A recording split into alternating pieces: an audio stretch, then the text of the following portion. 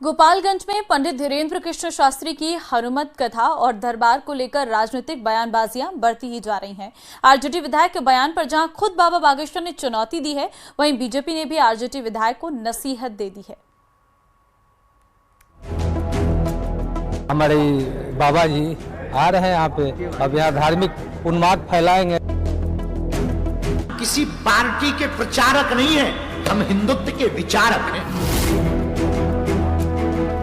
बागेश्वर धाम के पंडित धीरेन्द्र कृष्ण शास्त्री गोपालगंज में हनुमत कथा कर रहे हैं। हिंदुओं के पक्ष में बोलेंगे। कथा शुरू होने से पहले ही विपक्ष ने बाबा पर धार्मिक उन्माद फैलाने का आरोप लगाया था, जिस पर शुरू हुई सियासत थमने का नाम नहीं ले रही है। सबसे पहले आपको सुनाते हैं आरजेडी विधायक प्रेम शंकर प्रसाद का वो बयान, जिसमें उन्होंने बाबा के बिहार दौरे का मकसद धार्मिक उन्माद फैलाना बताया था।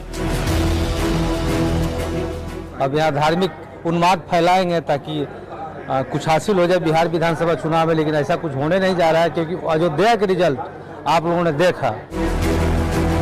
आरजेडी विधायक ने बाबा बागेश्वर के गोपालगंज दौरे का विरोध किया, लेकिन वे बाबा की कथा को रोक नहीं पाए और अब गोपालगंज की धरती से ही पंडित धीरेन्द्र कृष्ण शास्त्री ने अपने विरोधियों को खुली चुनौती दे डाली है। बाबा बागेश्वर ने कहा है कि वे किसी पार्टी के प्रचारक नहीं, बल्कि हिंदुत्व के विचारक हैं।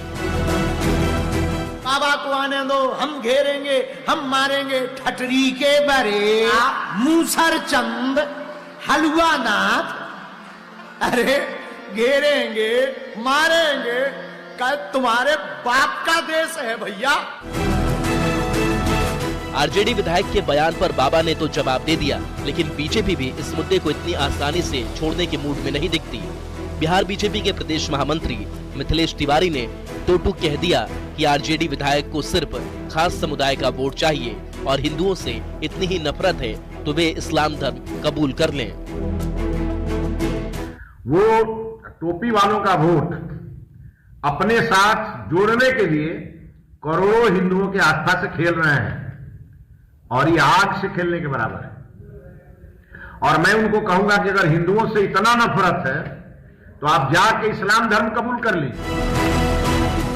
बागेश्वर धाम वाले बाबा पंडित धीरेन्द्र शास्त्री की हनुमत कथा 10 मार्च तक राम जानकी मठ में होनी है। उनका दिव्य दरबार भी लगेगा।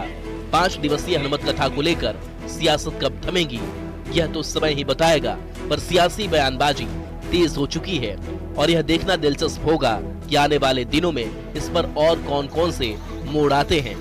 गोविंद कुमार, न्यूज़ 18 गोपालगंज।